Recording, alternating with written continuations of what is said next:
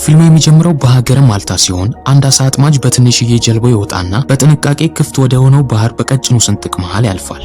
ለተወሰኑ ደቂቆች ከተጓዘ በኋላ የአየር ንብረቱ በድንገት ይለወጥና ከየት መጣ ሳይባል ጥቅጥቅ ያለ ጉም ይሸፍነዋል። ሰውየው የሚያየውን ነገር ችላ በማለት ወደ መጣበት ለመመለስ ይዘጋጃል። ነገር ግን የሆነ ነገር ከጀልባው ጋር በመጋጨቱ ጀልባው በኃይለኛው ይንቀጠቀጣል። ለትንሽ ሊወድቅ ቢደርስም እንደምንም ብሎ ሚዛኑን ያስተካክላል። ብዙም ሳይቆይ አሳ አጥማጁ ትልቅ የሆነ ጀልባ በአጠገቡ ሲያልፍ ይመለከታል። ወደሱ ሲቃረብ ጀልባው ላይ የተጻፈውን ስም ያነባዋል። ኢዮለስ የሚል ሲሆን በተደጋጋሚ ጀልባ ውስጥ ያለውን ሰው ቢጣራ ማንም ሰው ሊመልስለት አልቻለም። አሳ አጥማጁ በጥርጣሬ ለማጣራት ይወስንና ወደ ትልቁ ጀልባ ከመውጣቱ በፊት የራሱን ትንሽዬ ጀልባ በገመዱ ከትልቁ ጋር ያስረዋል። በቀጣይ ወደ ኢዮለስ ሲገባ ሆኖ በማግኘቱ ይገረማል። ውስጡ ግን እንደ ውሃና ምግብ የመሳሰሉት አስፈላጊ ነገሮችን ይዟል። አሳ አጥማጁ በቀጣይ ሬዲዮን ተጠቅሞ ሲግናል ለመላክ ቢሞክርም በድጋሚ ምንም አይነት መልስ ሳያገኝ ይቀራል። አጠቃላይ ጀልባውን ከፈተሸው በኋላ ጥሎት ወደ ራሱ ጀልባ ለመመለስ ይወስናል። ነገር ግን በሚያስደነግጥ ሁኔታ ትንሽዬዋ ጀልባ በጥብቅ ከታሰረችበት ጠፍታለች። በቀጣይ አጉሊ መነጽር ተጠቅሞ ሊፈልገው ቢሞክርም ጉሙ እስካሁን ድረስ ባለመበተኑ ምንም ነገር እንዲያይ አይፈቅድም። ከቆይቶች በኋላ ጉሙ በስተመጨረሻ ቢበተንም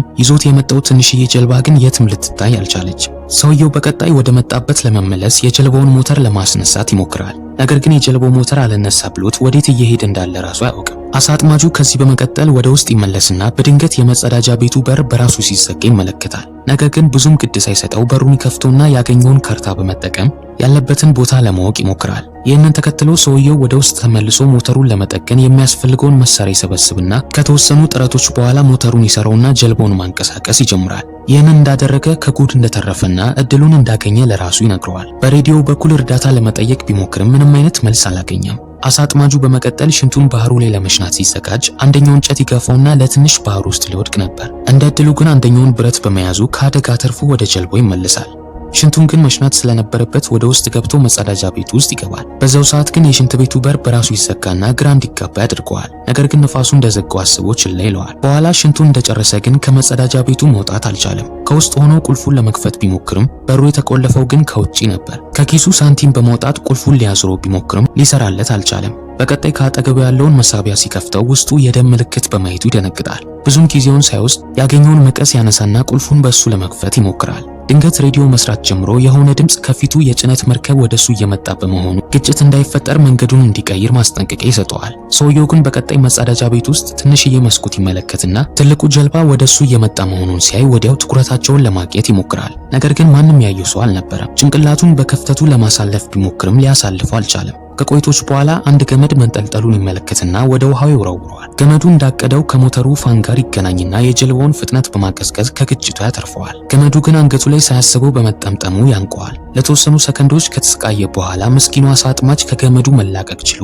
ራሱን ግን መሬት ላይ ይስታል። ከተወሰኑ ደቂቆች በኋላ ሲነቃ ከውጪ የሆነ ድምጽ ይሰማል። የሰው ድምጽ መስሎት እርዳታ ለመጠየቅ ቢሞክርም መልስ የሚሰጠው ያጣል። በኋላ ላይ ገመዱ ጀልባውን እየዘቀዘቀው እንደሆነና ጀልባው መስመጥ መጀመሩን ይመለከታል። በኋላ ላይ መጸዳጃ ቤቱ ውስጥም ውሃ መሙላቱን ቢጀምርም ውሃው የባህሩ እንዳልሆነ በማየቱ ይደነግጣል። አሳ አጥማጁ የሆነ ሰው እየተጫወተበት እንደሆነ በማሰቡ እንዲለቁት ይማጸናቸዋል። ወደዚህ የገባውም ሊሰርቅ ሳይሆን የተጎዳ ሰው ካለ ለመርዳት እንደሆነ ይናገራል።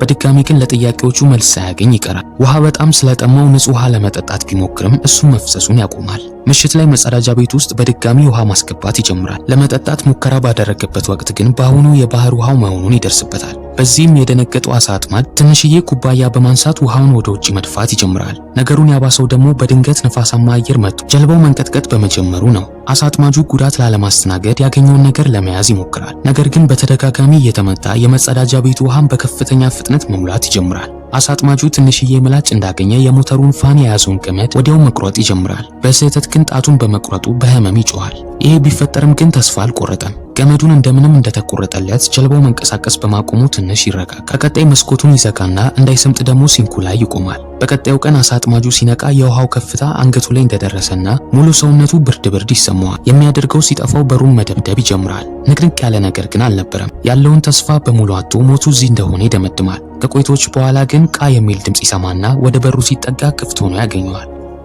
የሆነ ሰው ሆን ብሎ እያሰቃየው እንደሆነ ይገምታል። ዙሪያውን ቢቃኝም ግን ማንንም አላገኘም። ወደ ውጭኛው የመርከቡ ክፍል ሲወጣ ብዛት ያላቸውን ቢዎችን መርከቡ ላይ ያገኛል። መርከቡ ባለበት ክፍተት ምክንያት መስመጡ እንደማይቀር ስለሚያውቅ አንድ እቅድ ያመጣል። የተሰበረው በር ላይ ቦዮቹን በማሰር መጠባበቂያ ጀልባ ይሰራል። ከቆይቶች በኋላ ሰውየው የሰራውን ጀልባ ውሃ ውስጥ ይከተውና እላዩ ላይ በመውጣት ራቅ ካለ በኋላ ኤዮሊስ እስኪሰምጥ ድረስ ይጠብቃል።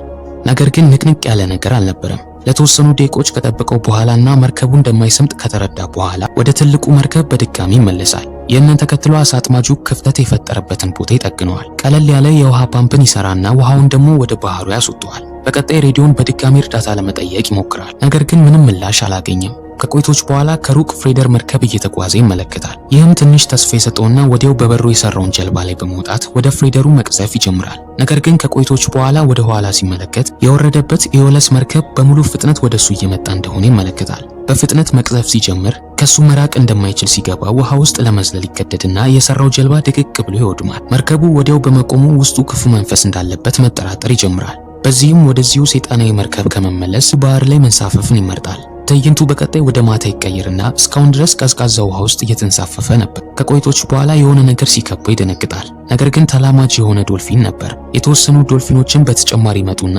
ዙሪያውን እያጫወቱት ይከቡታል። በዛው ሰዓት ግን ኤዮለስ ይመጣና ዶልፊኖቹን አስደንግጧቸው እንዲሸሹ ያደርጋቸዋል። ዶልፊኖቹን እንዳይሄዱ ቢለምናቸውም ሳይሰሙት ይሄዳሉ።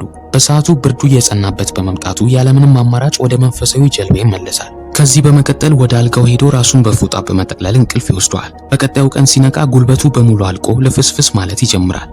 ወደ ውጪ ሲመለከት መርከቡ በከፍተኛ ፍጥነት እየተጓዘ እንደሆነ ይመለከታል። ወደ ውጪ ለመውጣት ቢሞክርም ዋናው በር እንደተቆለፈ ይመለከታል። ከቆይቶች በኋላ ከመጸዳጃ ቤቱ እየወጣ ያለ ግር የሚል ድምጽ ይሰማል። ቼክ ለማድረግ እንደገባ ከዚህ በፊት ያላየው ትንሽዬ መሿለኪያ ያገኛል። አሳ አጥማጁ ሲከፍተው ወደ ዕቃ ማስቀመጫ ይመራዋል። ወደ ውስጥ እንደገባ ትንሽዬዋ በር ላዩ ላይ ይዘጋበትና በድጋሚ መውጫ ያጣል። በተጨማሪም የእግር ኮቴ በመስማቱ የበለጠ ይፈራል። በቻለው አቅም ሁሉ በሩን ለመክፈት ቢሞክርም አልቻለም። በዛው ሰዓት መርከቡ ከባህሩ አጠገብ ወደምትገኝ ትንሽዬ መንደር ይወስደዋል። ይሄ የመጨረሻው የማምለጫ እድሉ ሊሆን ይችላል። የእግር ኮቴውን በድጋሚ በመስማቱ ጀልባውን እንዲያቆመው የማይታየውን ሰውዬ ማጽነዋል። ከዚህ በኋላ መቋቋም የከበደው አሳ አጥማጁ ማልቀስና መጮህ ይጀምራል። ብዙም ሳይቆይ በኦክሲጅን እጥረት አሳ አጥማጁ አየር እያነሰው ይመጣል። ራሱን ሊስት በደረሰበት ወቅት ግን በሩ በራሱ ይከፈታል። አሳ አጥማጁ ሌላ ወጥመድ እንደሆነ በማሰብ በጥንቃቄ ወደ ውጭ ይወጣል። በሚያስገርም ሁኔታ ከተማው አጠገብ ቀጥ ብሎ ቆመዋል። ምንም ጊዜ ሳይፈጅ ከውስጡ ይወጣና በስተመጨረሻ ንጹህ አየርን ይተነፍሳል። ይህንን ተከትሎ አሳ አጥማጁ ያገኘውን ከተማ ማንም የማይኖርበት ከተማ ሲሆን ከአጠገቡ ብረት በማንሳት እሱ ላይ ይህንን ያደረገበትን አረመኔ መፈለግ ይጀምራል። ያገኘው ነገር ግን ባዶ የሆኑ የወደሙ ህንፃዎች ነበር። ከተማው ላይ ምንም የሰው ዘር ባይታይም የተወሰኑ ጀልባዎች መግቢያው ላይ እንደታሰሩ ይመለከታል። ብዙም ሳይቆይ ከሩቅ ድምጾችን መስማት ይጀምርና ኤዮለስ ለመሄድ እየተዘጋጀ እንደሆነ ይመለከታል። ወዴት እንደሚሄድ ለማየት መጠጋት ይጀምራል። መርከቡ ግን በድንገት በመሰወሩ ሰውየው ግራ ይጋባል። አሳ አጥማጁ ግራ በመጋባት ደሴቱ ላይ መዞር ይጀምራል።